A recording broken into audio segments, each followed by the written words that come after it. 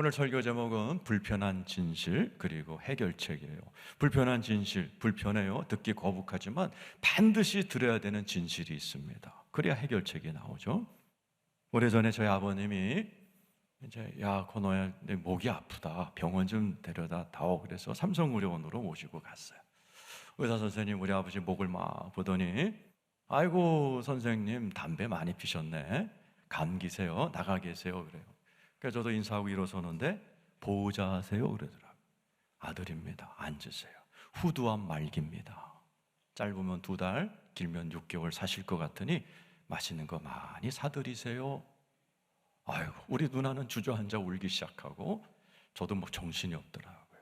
근데 아버지가 걱정이 돼서 문을 열고 나갔더니 우리 아버님이 이 사시나무 떨도 떨고 계신 거예요. 저도 어떻게 해요? 불편한 진실을 가르쳐 드렸어요. 아버지 천국 가고 싶어? 가고 싶다. 아버지 못 가요. 그랬더니 우리 아버지가 고개를 툭, 늦었니? 그러더라고요. 아니요, 죄 때문에. 천국은 죄가 없어야 가요. 아빠 죄 많이 졌잖아. 그래, 죄 많이 지긴 졌다 그러시더라고. 근데 아버지 기쁜 소식이 있어요. 예수 믿으면 아빠의 그 죄가 다 청산돼요. 어떻게 하면 되냐? 나 따라서 하세요. 그래서 삼성병원 거기 복도에서 우리 아버지를 영접을 시켜드렸어요. 예수님을 영접하고 제가 그랬어요. 아버지, 천국 가서 하나님 만나기 전에 살아있을 때도 하나님 만나야 돼요. 어떻게 하면 되냐? 네, 기도문 써드릴 테니까 밤낮으로 읽으세요. 그리고 이제 아버님을 모셔다 드려요. 그때부터 저는 매일 아침 삼각산에 올라가서 오전 내내 기도하고 이제 오후에는 아버지 집에 가서 예배 드려드리고 이렇게 한 달 하는데 우리 아버지가 하나님을 만났어요. 그때부터 우리 아버지 나보고 건호야 천국이 여기 있다, 천국이 여기 있다, 너무너무 행복하다. 보세요, 암에 걸리셨습니다. 불편한 진실이에요. 그러나 그 불편한 진실을 인정하고 받아들이니까 해결책이 있는 거예요. 로마서는 인생을 살아가는 모든 사람들의 문제를 향한 해결책인 복음을 전해요. 그러나 그 전에 불편한 진실을 설명해요. 그게 뭐예요? 우리 모두는 우리의 힘으로는 의인이 될 수 없는 죄인들이다. 불편해요. 그러나 하나님께서는 그 불편한 진실 뒤에 우리에게 해결책, 복음을 선물로 주셨습니다. 여러분, 제가 그 우리 아버지 담당 의사한테 들은 얘기예요. 이게 암입니다 그러면 환자들의 반응이 제각각이래요. 목사님처럼 그냥 놀라고 울고 하는 분들도 많지만 어떤 분들은 막 덤빈대요. 똑같아요. 당신은 죄인입니다 할 때 받아들이는 분이 있고, 오늘 읽은 로마서 3장에 나오는 유대인들은 막 덤비기 시작했어요. 내가 왜 죄인이야? 나만큼 하나님 잘 믿어봐. 뭔 놈의 죄인이야? 바울을 향하여 5가지 질문을 하고 바울이 대답하는 본문이 오늘 1절에서 8절까지 이어집니다.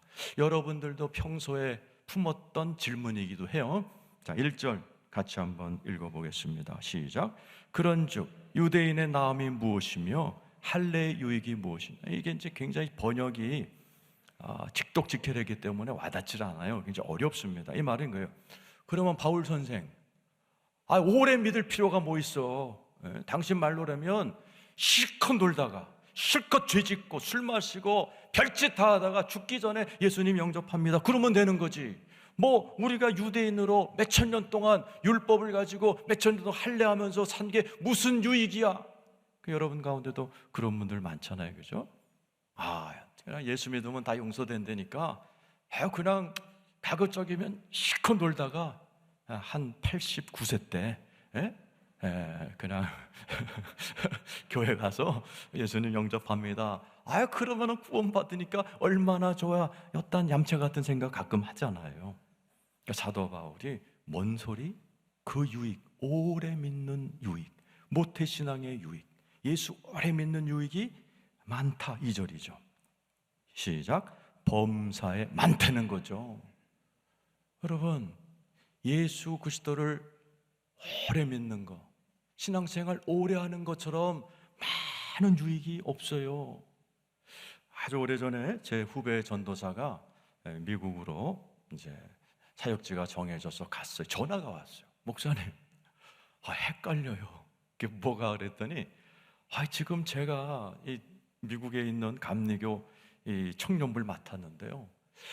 아니, 제가 서울에서 일할 때 그 교회들은 맨날 금식하고 철야기도 하는데도 취직도 안 되고 결혼도 못하고 헤매고 있는데, 얘네들은 기도도 안 해요. 성경책도 안 갖고 와요. 심지어 예배 드릴 때. 근데 다 잘 됐어요. 다 좋은 직장 다니고 결혼도 잘하고 애들도 쑥쑥 잘 낳고. 목사님, 이게 헷갈려요. 그래서 내가 그랬어요. 너 지금 일하는 미국 교회 몇 년 됐냐? 90년 됐다는 거예요.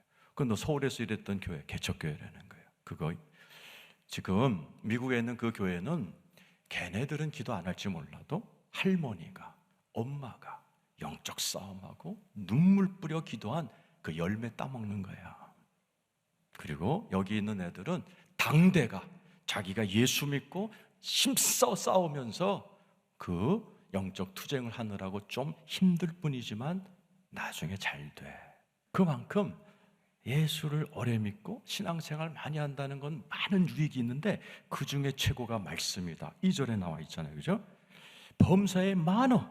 예? 엄마 아빠 때부터 예수 믿는 유익이 많어. 근데 우선은 그들이 하나님의 말씀을 맡았다. 말씀이다. 여러분, 유대인 딱그 뭐가 떠올라? 이미지가 똑똑해요.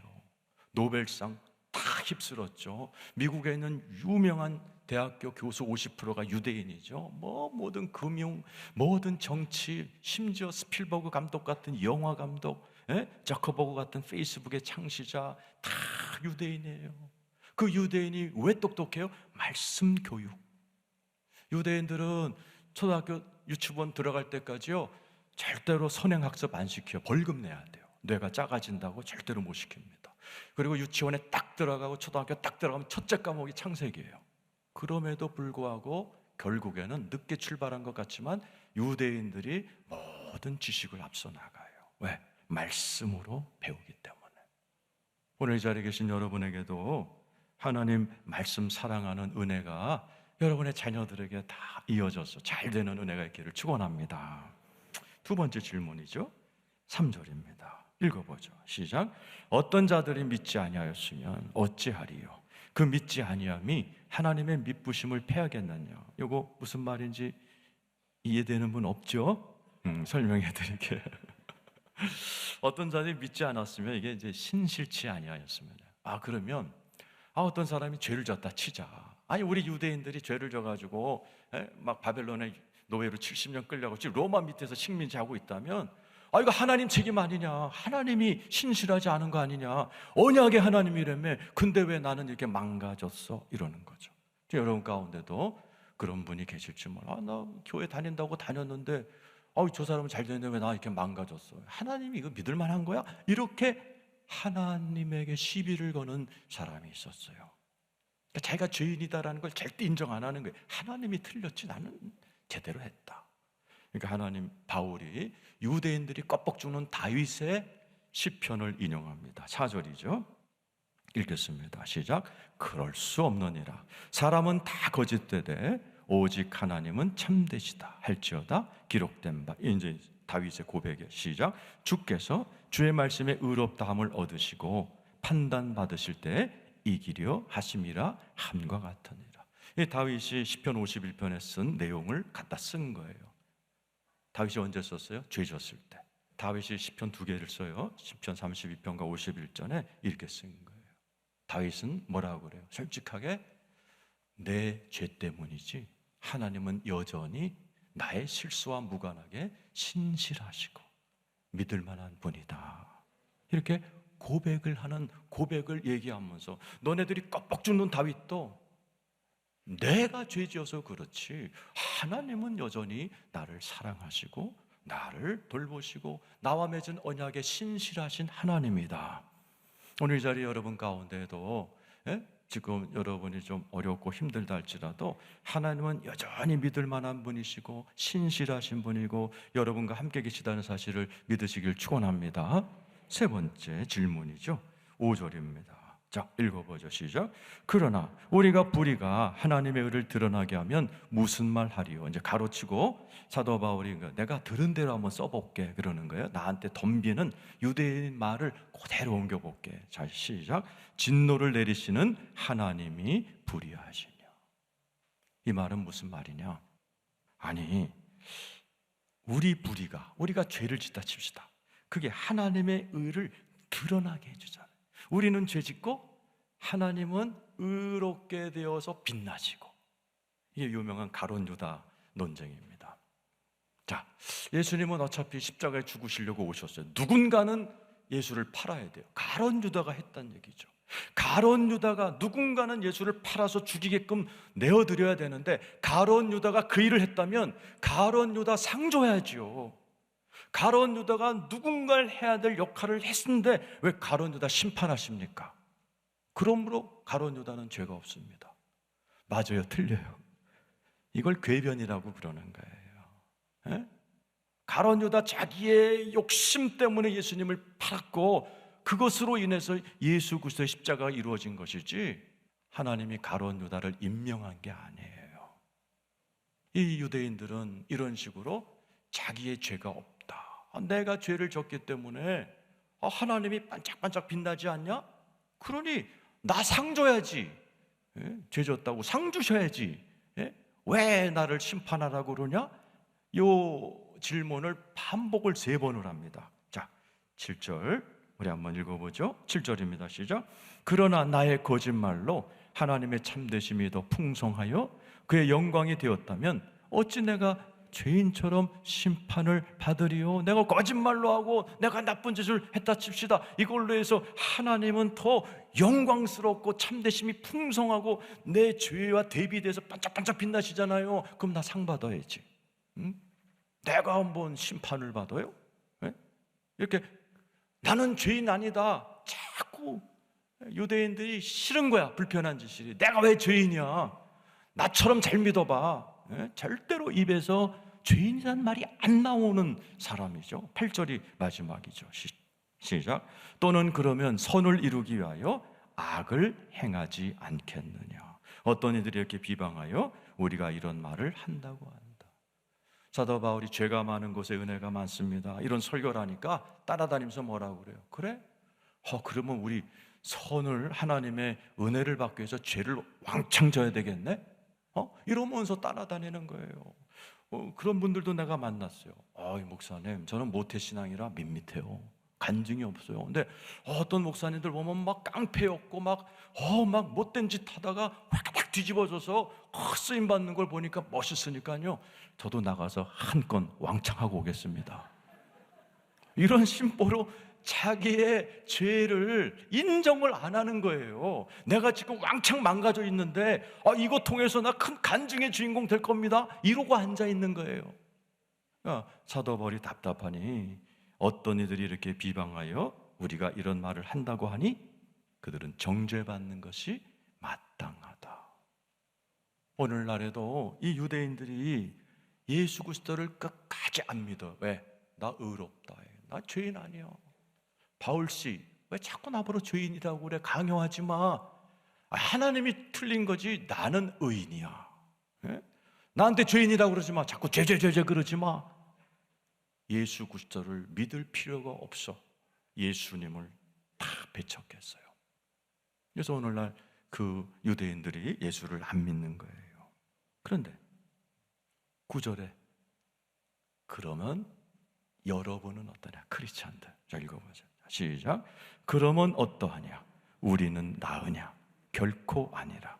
유대인이나 헬라인이나 다 죄 아래 있다고 우리가 이미 선언하였다. 당신 죄인입니다. 불편해요. 그래서 많은 유대인들은 지금 이것처럼 싫어. 나 의인인데 뭘 자꾸 죄인이라고 그래. 나 인정하지 않아. 예수 필요 없어. 이러고 살아가는 하나님의 백성이 유대인이라면 크리스찬인 너희들, 로마서를 읽고 있는 너희들, 이 설교를 듣고 있는 너희들은 어떠냐? 스스로 내가 죄인이라고 고백할 수 있느냐? 이 불편한 진실을 받아들일 수 있냐? 물어보는 거예요. 10절 읽어보죠. 유명한 말씀을 시작.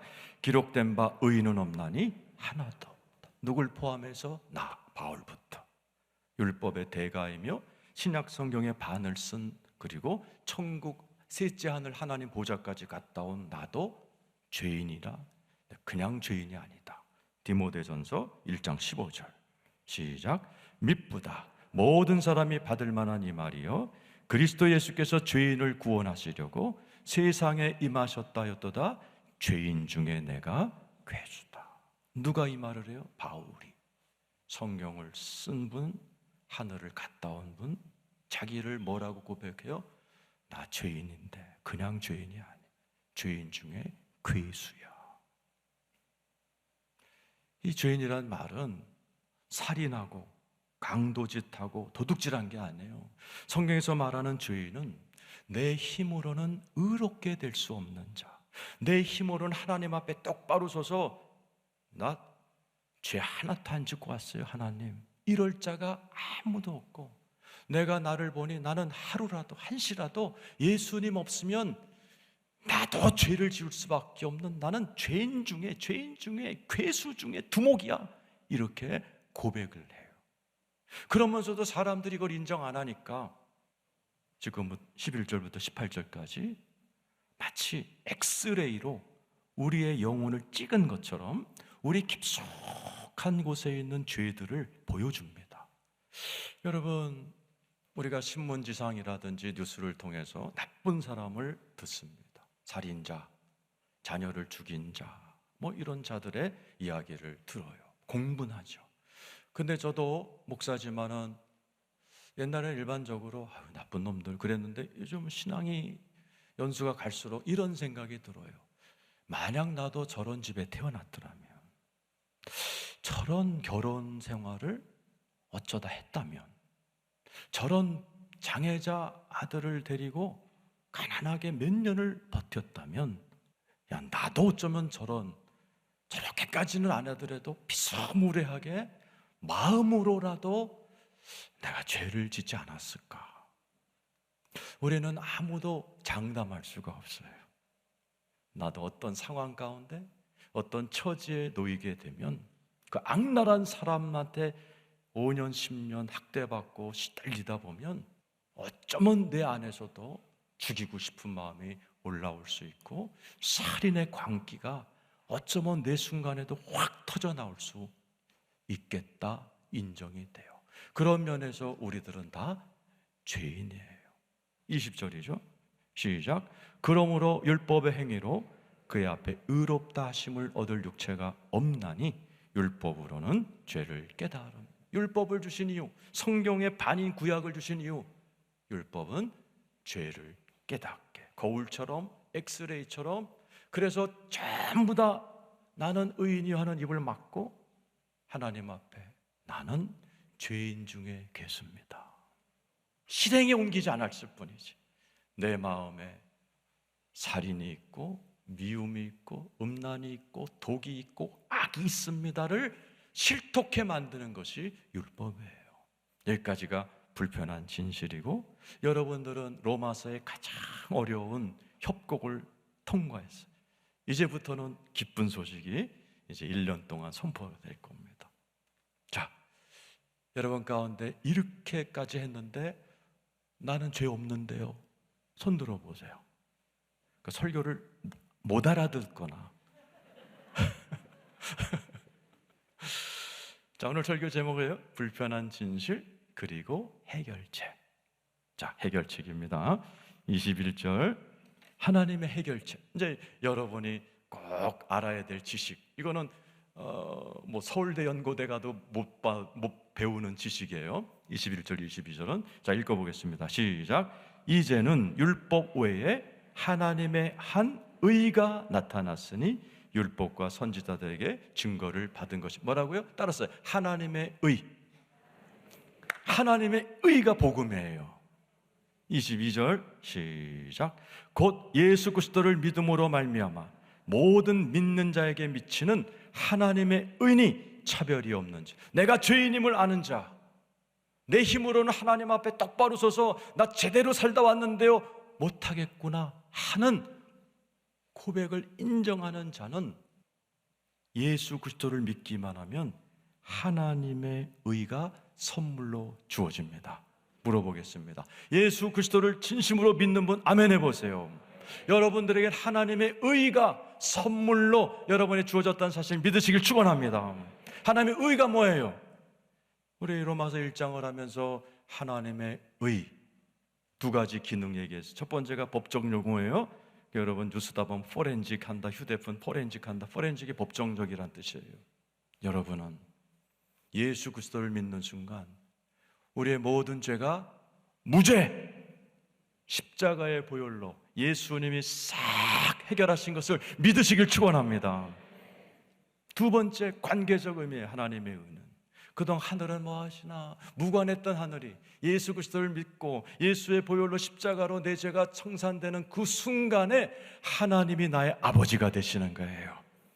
나의 신음에도 응답하시고 머리카락 하나도 세시고 나의 과거 현재를 아시며 지금 이 순간에도 나와 함께 계신 임마누엘 하나님이 우리의 아버지가 되신 사실 믿으시기를 축원합니다. 우리 하나님께 영광의 박수 올려드리겠습니다.